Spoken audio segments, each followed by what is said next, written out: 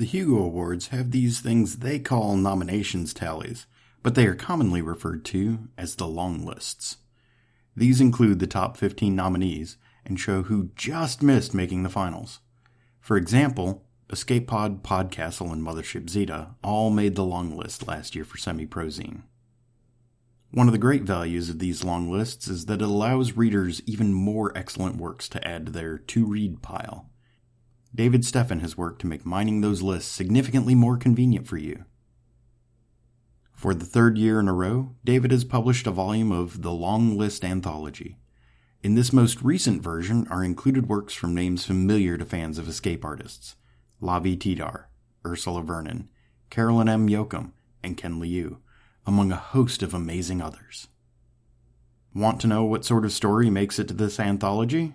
Go listen to episode 607 of EscapePod and catch Red in Tooth and Cog by Cat Rambo. Been procrastinating picking up Hammers on Bone by Cassandra Caw or Runtime by EscapePod's SB Divya? This anthology will assuage your guilt. You can find the Long List Anthology Volume 3 at all the usual purveyors of books.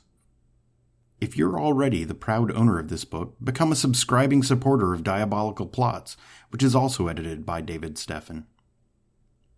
Subscribing there puts you in line early not only for the ebooks of the original stories published in Diabolical Plots, but also gets you in line early for the Long List Anthology Volume 4. Go support this fantastically creative human being by following the links in the show notes. PseudoPod is extruded into this universe from a dimension of purest fear. It's beautiful in its own alien way. But what's to come will unsettle you.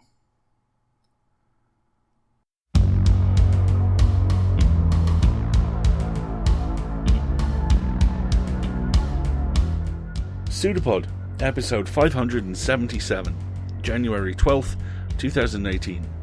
This week's story, From the Fertile Dark, by Rebecca J. Allred.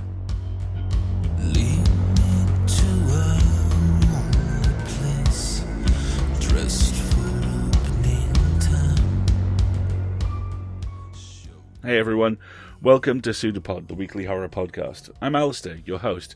Happy New Year, folks. This is my first week on deck in 2018, and it's off to a hell of a start. I love this story.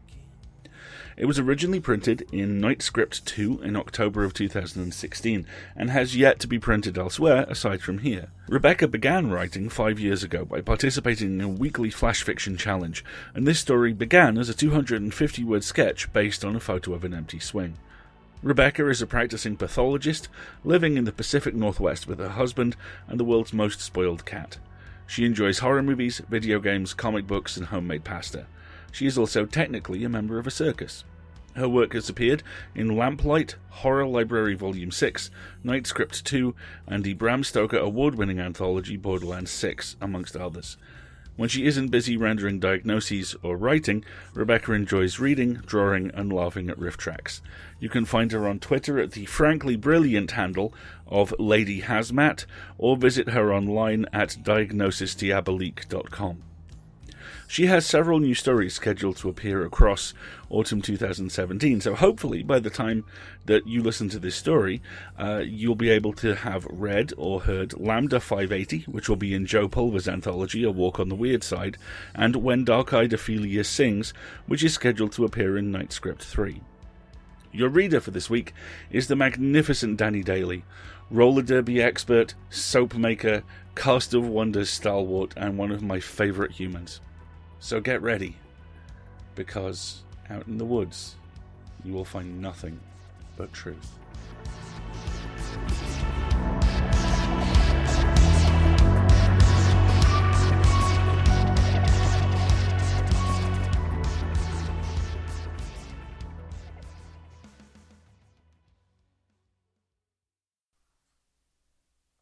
From the Fertile Dark by Rebecca J. Allred. Narrated by Dani Daly. As tendrils of spilled ink mingle with the pool of blood expanding around her knees, Charlotte paints the shadow child on a wall the shade of wilted daffodils. Upstairs, her husband packs his things, slipping quietly from her life, even as the last of their children slips from her womb. There will be no call for the midwife who, with the blessings of the town elders, declared her pregnancy an abomination from the start. Neither will she seek the aid of the doctors from away. There is nothing either the ancient woman or the practitioners responsible for its inception can do to stay the flow of despair and failure seeping from Charlotte's sex. And she is already intimately familiar with the details of post-miscarriage self-care. Hands trembling, she outlines the shape of a girl, 4 years old, with soft curls that fall to her shoulders, in imitation of invented memory. With each stroke, Charlotte replaces the foul taste of black haw extract and chaste tree berry with the flavors of vanilla ice cream and birthday cake.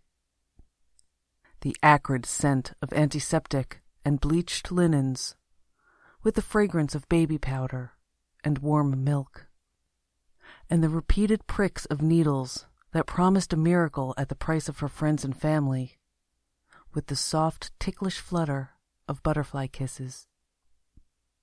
In her mind, the short, hurried footsteps traversing the hallway are not the clatter of a runaway spouse, but an echo of a toddler fleeing bath time. Charlotte chases the phantom memory into darkness. Deceiver!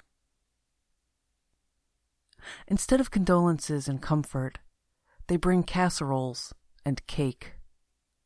Pariah or not, Charlotte is a grieving mother, and the neighbors have appearances to keep. Charlotte receives their charity with silent gratitude, stacking parcels one on top of the other like so many tiny coffins. With the exception of answering the door to accept tokens of feigned sympathy, she resides in the nursery. Curtains closed, shelves lined with little socks and shoes, pacifiers, and containers of baby powder. The nursery is an altar for an absent god. Tucked in a corner, a handful of plush characters peek over the edge of a bassinet, glossy eyes connecting the dots of rust-colored stains that trace loss across the floorboards, like chalk lines on pavement. Charlotte covers the walls with the residue of wishes, adding a jump rope, toys, and a swing for the shadow child's amusement. Days stretch endlessly into weeks as time rushes past in a monochromatic blur, until the neighborly visits, much like the flow of blood that serves as a daily reminder of her failure, eventually slow and then stop altogether. Behind the house, near the edge of the surrounding woods, a pair of swings twists in an early winter breeze. Unable to contain her grief any longer, Charlotte's house invites the breeze to cleanse its stagnant halls, throwing open its doors and windows and spilling a kaleidoscope of sorrow into the night. Charlotte gives chase, but for every lamentation recaptured and rebottled to nurture and protect, another escapes her lips, feeding the breeze until it becomes a gale. When it becomes clear her efforts are wasted, Charlotte takes to the swings. If she cannot stop her despair from taking flight, she will follow it into the sky. Charlotte swings up, up, up, toward the swollen moon as it drifts through the amnion of distant galaxies, and lets go. For a moment, she hangs suspended in the tempest. Then it retreats with all her cultivated misery in tow, and Charlotte plummets back to the earth to sow her garden of heartache anew. For what do you weep? Someone from within the wood whispers. The voice is low and dark, like distant thunder, and though it carries undertones of stealth and misdirection, it offers the first kind words Charlotte has heard in months. I weep for the death of my heart, that its ghost may forget how to love. Even those who walk between worlds are haunted by the memory of loss. I among them. Charlotte rises, brushing blades of winter grass from her dress, and steps toward the edge of the wooded area. Who are you? Why do you speak with me? Do you not know that I am forsaken? I am a granter of wishes. I can give you that for which your heart breaks. Temptation in the form of a flutter deep in the pit of Charlotte's stomach draws her nearer to the shadowed wood. Nothing of such value is given freely. Charlotte's voice trembles with an amalgam of hope and fear. What payment is due such a service? Love, the voice says. Sacrifice. A vine wide as her palm and armed with thorns like fangs twists from the foliage into the moonlight. It lashes out, slicing through the thin fabric of Charlotte's dress and leaving behind 3 sets of parallel wounds on her abdomen. Charlotte cries out, but does not flee. She touches the slits on her belly, smearing thick drops of blood against her shivering flesh. Fingers slick with red, Charlotte steps closer and attempts to wrap them around the vine, but it has no depth and passes through her grasp like vapor. She presses her fingers to her mouth. Love, she says, bending at the waist and brushing her bloodied lips against the shadow, returning its kiss. Love is sacrifice. The vine shudders. Its barbs scramble up the stem, coalescing into a razor-sharp grin. Flesh of your flesh. Lapping at the fluid coursing down the concave hollow of Charlotte's stomach, the dark umbilicus sprouts arms and legs. They probe her wounds, diving between the layers of muscle and disappearing into Charlotte's body like smoke in reverse. Her belly swells. The slits become gouges, and a sound like ruptured earth erupts from her throat. It is agony. It is rapture. It lasts forever and is over in the beat of a newborn's heart. Charlotte kneels, clutching her abdomen. The slashes have disappeared. Tiny fingers trace their absence from the inside. Deceiver. Whore. Words like wasps hover round Charlotte's home, waiting for an opportunity to sting. Her much-expanded midsection has captured the town's attention, and, to the hive of buzzing tongues, each postulate regarding her condition is less palatable than the last. The presence of another draws Charlotte from sleep. Fearing the worst, that the elders have come for her and the unborn child, she tumbles out of bed and heads for the door. It is only I, a calm, familiar voice reassures. Charlotte seizes her escape and turns to confront her husband. He sits, hands clutching one another between his knees, on the edge of the bed they once shared. What are you doing here? I came to make amends, to beg your forgiveness, and to be a father to our child. Wrapping her arms protectively around her belly, Charlotte speaks the words she's practiced time and again inside her mind. This child belongs to me and me alone. Her husband winces as if struck. Not mine, then. No. I suspected as much, as do many of the others. It is clear from his face that, while he accepts this explanation, her husband had hoped the earliest rumors were true, that the miscarriage had been no more than a deception, and the child inside her was the sum of their shared efforts. And yet, my errand remains the same. He rises and crosses to Charlotte, taking one of her hands in his own. Forgive me, wife. I was a coward. A sensation like falling into the sky forces Charlotte to her knees. She looks into her husband's eyes and hopes the urgency reflected there is not her own. I forgive you, but you cannot stay. The elders will never allow it.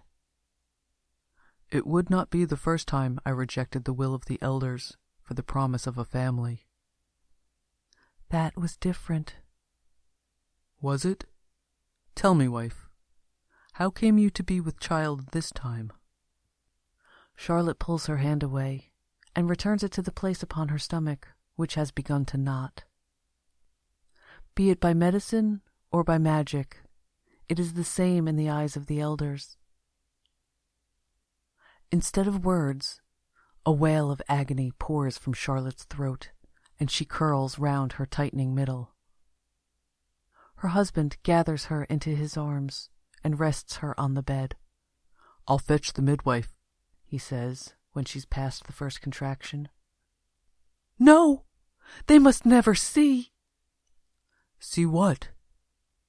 Charlotte cries out again as another wave of pressure threatens to split her open. Help me, she pleads. Help me, and you can stay. Hours later, Charlotte's screams are replaced by the shrill cry of a newborn. Deceiver. Whore. Murderer.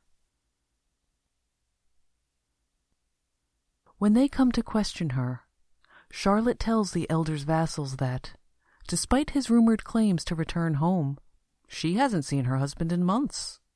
Not since he left following her most recent miscarriage. About the infant sounds coming from the adjacent room, she tells them nothing, keeping the bundle of coos and gurgles tightly swaddled as they search the house and surrounding land time and again for evidence of a crime. They find none, overlooking the dim, shifting outline of a man huddled in the bedroom corner. Charlotte, too, learns to overlook him, and in time, he disappears altogether. As the girl blossoms from infant to toddler, Charlotte grows ever more pale, spending day and night watching her daughter play with toys inked upon the walls of their secluded existence. Her only regret is that, unlike the jacks and the swing, her daughter's dark touch is unable to animate the other shadow child and grant herself a playmate. Walking home through waves of winter ash, a bundle of groceries held close to her chest, Charlotte is confronted by a woman cloaked in familiar wounds. "How's your daughter?" the woman asks, cheeks streaked with rage. On both sides of the street, people have halted their journeys to bear witness. Charlotte's answer is tentative. "Well, thank you. I was sorry to hear of yours.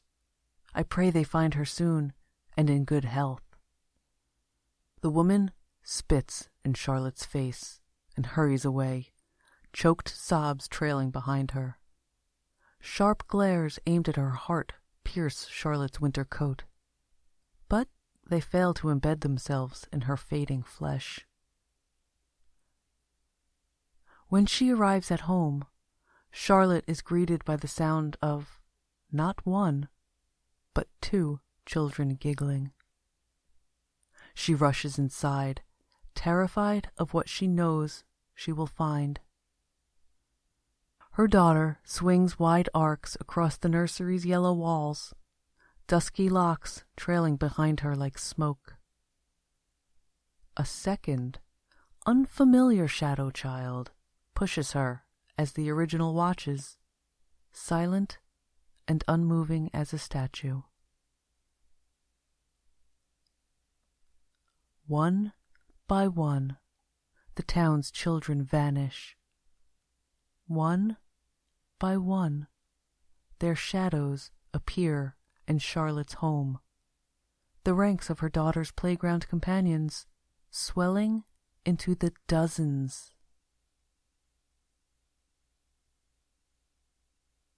Deceiver, whore, murderer, witch. Little more than a whisper, Charlotte watches as a mob gathers outside. Larger, angrier versions of wasps, equipped with more than mere stings. Near the back, draped in robes, the elders watch with a singular pious gaze. "Give them back! Come out, or we'll drag you out!" Someone throws a stone. It crashes through the window, and a river of children's laughter leaks out. "I hear them! They're inside! More lies! She must be destroyed!" The children gather round Charlotte, pulling her away from the windows just as the first blazing torch sails into the living room. In the nursery, her daughter twists in the swing. Charlotte tries to gather the girl into her arms, but they no longer have any substance. The girl laughs and points to the original shadow child, still inked upon the wall. Exhausted, Charlotte sinks to the floor. This close to the shadow child, she can see flecks of dried blood admixed with the ink. Her blood. The flames spread. They creep down the hall, a light made to devour shadow.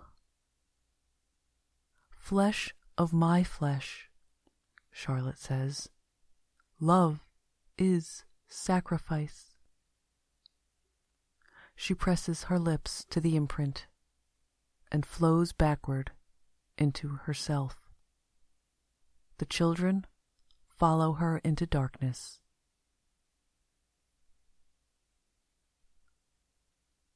Charlotte wanders the boundless forest in a veil of midnight, surrounded by giggles and rustling leaves, as tiny shadows dart from tree to tree through beams of moonlight. Ahead, she glimpses a break in the dense timber, and, beyond that, a memory of her former self. Its slight frame shudders, exuding a fountain of grief. Charlotte calls wordlessly to the shadows and draws one to her breast. Then, she moves to the edge of the night and asks the woman a question, to which she already knows the answer.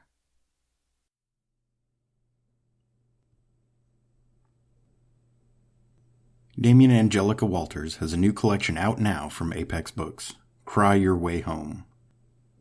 Damien presents unease with exceptional craft. There's a lot of non-traditional families in this collection struggling to survive in an uncaring world. There's a number of young girls struggling with friendship and its collapse and the need to be heard and understood.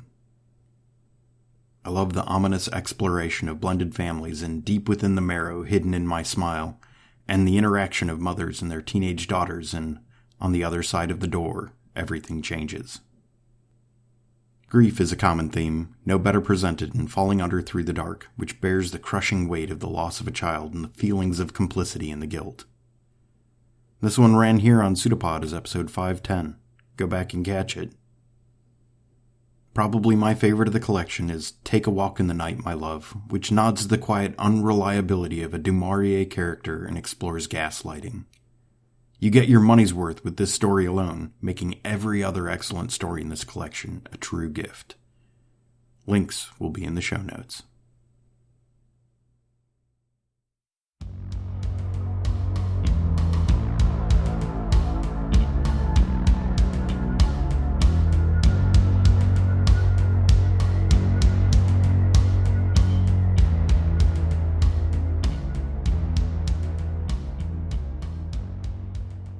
Ancient woodland, I found out this week, has a definition. In the UK at least, ancient woodland is woodland that has existed consistently since 1600. I'm writing this in 2018. Ancient woodland is older than some countries. It's older than the vast majority of things that make the modern world what it is. It predates nuclear energy. It predates flight. And it's still here. There are places I've been, on both sides of the Atlantic, where you can sense the volume being turned down on civilization, and up on the world that lies under it. 5 years ago, in Yosemite National Park, something followed me to the bathroom block, always keeping in the tree line, always keeping pace with me. A few hours later, I was woken up by snuffling outside the tent cabin. It turned out I'd spilled a little milk on the top of the bear locker, the locker in which you are supposed to keep everything with a scent. Everything, including toothpaste. In doing so, I managed to attract the attention, it seems, of one of Paddington's larger, more vociferous cousins. Hope she liked the milk. Take one step off the beaten path, though, and you can sense that world. Take two, and you can hear it. Take three, and you've lost the path behind you, or perhaps you've found a much, much older one. The UK is a country built on the bones of itself. We have roads that date back to the Roman era. I lived for over a decade in a city established by Vikings. Nothing's ever gone, and the horror I find in this story comes from three different perspectives. The first is the unknowable ancient intelligence in the woods and the price it demands, as the lead character's life is turned into a braided talk of pain and loss. The second is the Shadow Children. Gone, but not enough, in any sense. The shape of a child, the memory of it, but nothing, no one to hold. Finally, there's the shape the main character is forced to fit into, because of who she is, what she is, because of what is expected of her, because of the way things are. Ancient woodland is defined as being woodland that has existed continuously since 1600. Ancient behaviours have existed for far longer, and they are far more difficult to burn. Thanks to Rebecca and Dani for the fantastic story. PseudoPod relies on you to pay our authors and cover our server costs. If you can, please go to pseudopod.org and click on Feed the Pod. There you can choose between either donate or subscribe. Donate is a one-off amount of your choice, subscribe is a small monthly donation. Or you can donate via our Patreon, where you'll find behind-the-scenes stuff, audio, surveys and essays about our adventures out on the con circuit. And if you can't do that, then please leave us a review on iTunes or Google, or tweet or blog, people still blog, about an episode. We live and die by word of mouth, so if you want to talk about a story you loved, or talk to us about a story you loved, please do. We'd love to hear from you.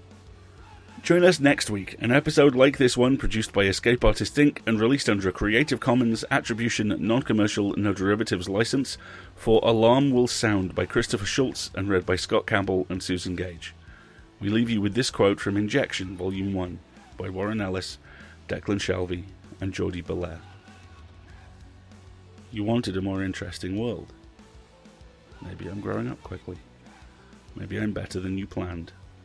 Maybe I'm just showing you that your world was interesting enough all the time, all on its own. And now I'm punishing you. See you next week, folks.